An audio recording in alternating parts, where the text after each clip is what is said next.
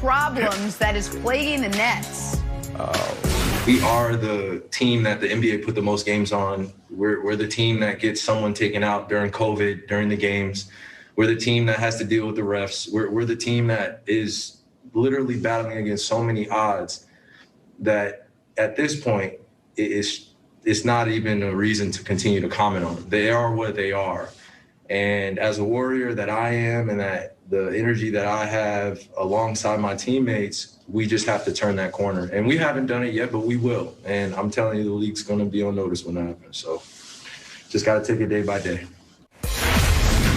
I mean, he literally listed everything to complain about the fact that his team's nickname is just a net. It's just a net. You didn't even throw that one in there, Kyrie. Chris Broussard is joining us now. All right, Broussard, Kyrie laid it all out for you. What'd you make of his comments? Well, look, I got to be truthful and fair to Kyrie. I listened to the entire 8 minutes and 12 seconds of his post-game interview. Wait, Nick has to put his violin down. Okay, go ahead. He was great. He said all the right things. And I don't mean politically correct things, but he said all of the things that need to be said right now about the Nets. He talked about their poor and horrible defense. He talked about them not being able to take all these bad teams lightly, which they've done all year. He talked about not settling for being average and mediocre. So he said the right things, but for that little 10, 12-second stretch where he just went off the rails and started making all these excuses. So, look, I get the frustration with your best player, a guy who's already had COVID, just by a strange incident having to sit out the last 2.5 games, and it'll probably be the next game as well. So I get that frustration in a shortened season where they need to be on the court together. But here's what I would say to Kyrie, James Harden, Steve Nash, all these guys. Stop just randomly sitting your stars out. They don't have time to waste. Even if they had blown Detroit out last night, I don't know what I could have taken from it because Kevin Durant's not there. These three guys need to get used to playing with each other. And we got to start seeing them on the court on a regular basis. Obviously, we can talk about the defense. They got to start focusing on that, on practice. And the way you become a good defensive team is when you have coaches that harp on it. Most players by themselves are not going to just say, buckle down and play great defense. They got to start harping on it in practice more so than the offense. So a few things here. One is, you're right, Kevin Durant wasn't there. And you just can't expect James Harden and Kyrie Irving to be able to deal with Jeremy Grant and a Plumlee brother without KD. So I get it. You can't hold this loss against them. The Nets obviously were outmanned and outgunned last night by the Detroit Pistons. And guys, I know we can't talk about the defense because how do you talk about something that doesn't exist? You just can't. I mean, they allow 120 every single night. Every night, it's 120. It's a race to 130, and we'll see if we beat you there. So, and this idea that no, they just need to buckle down. That Kyrie Irving is all of a sudden going to become something other than a horrid defensive player.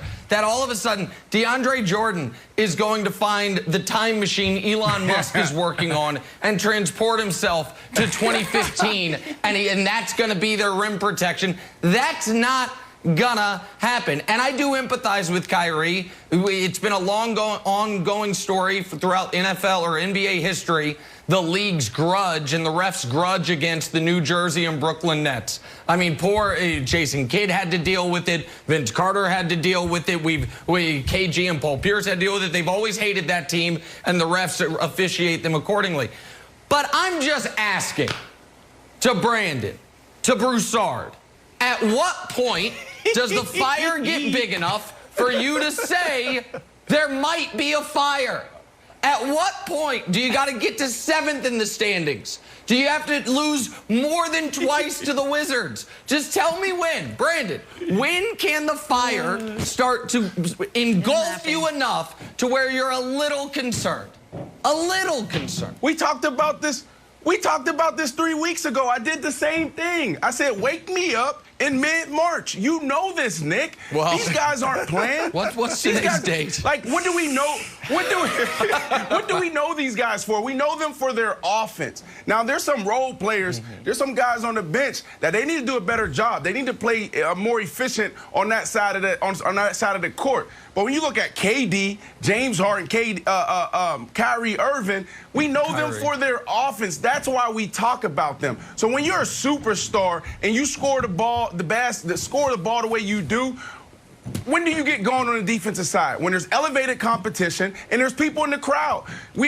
You can check the stats this year. When there's competition, they play well. When they're playing against teams like the Detroit Pistons, they lose because they're just not doing it. But, Nick, I do believe in defense, but defense is not the strength of this team, and it's not why they're going to win the championship. You know, if we want to talk about it, let's show you some things that we can fix and what will be improved come mid-March. Like, these are things that just can't happen. DeAndre Jordan, you're right. Like, what is that? Look at this. Ball movement. There should be movement on the defensive side. You got Kyrie just standing there with no type of passion, no type of oomph to trying to play a little defense. Look at this right here. Look at the backside help, Kyrie. What are you doing? Like, you know, keep your eyes on your luggage. DeAndre Jordan again. So I'm showing you these clips because these are things that will be fixed. You got guys just standing around, and this is what it looks like in the NBA in January, in February. This is a universal issue. There's 3 or 4 teams out there, Wiles, that's playing really good defense night in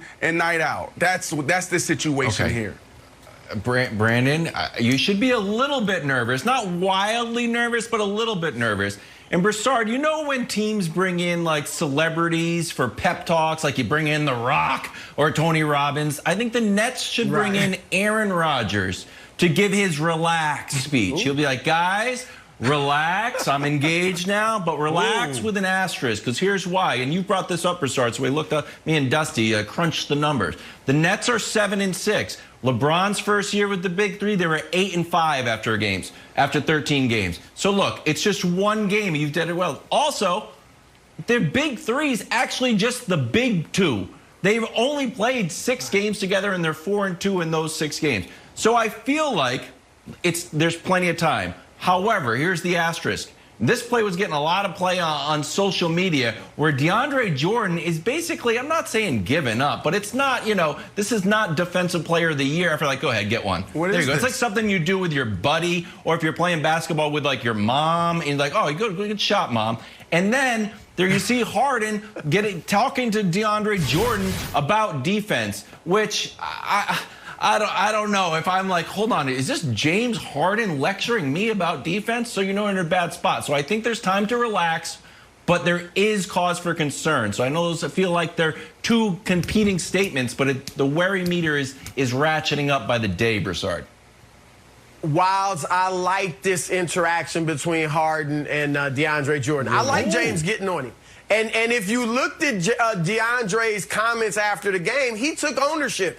He said, look, we have to play defense, but mainly me. He's like, this is what I'm here for. He didn't say it this way, but he's giving you 7 points a game. All right, if he's not defending, what in the world is he out there for? So he took ownership of it. He listened to Harden. You know, guys should be able to, you got to be able to talk this way amongst yourselves. So I like that. Let me throw out a little something that's going to wipe the smirk off of Nick's face and cleanse him of this nasty attitude he has toward the Nets. All right, Nick, the Nets are 7-1 with all the disjointed rosters, and, you know, he's here one game, he's not here. Durant's sitting out, James Harden's out, Kyrie's out. 7-1 with teams with a better than 500 record. That includes Denver, Utah, Boston, Milwaukee, Philadelphia, and the Clippers. Every elite team except the Lakers. They've beaten. So slow down, buddy. I don't want you to get embarrassed. That should help them. That should help them in the AP Top 25 poll when it's released, and you talk about strength of victory, so I'm excited for them. In the actual standings, they are currently behind the San Antonio Spurs, who aren't even trying to win this year. But can I defend DeAndre Jordan before we finish? Brandon, before I go to you? Guys, DeAndre Jordan is not good anymore. It's not that he's not trying. Okay. He's not good. He's on the team because Katie and Kyrie love him. And this idea, this is like in the playoffs last year. If we're like, man, why isn't J.R. Smith being better? Because Swish wasn't good anymore. He was there because he's Bron's guy. So this idea of, no, guys, once Steve Nash and Mike D'Antoni get the message.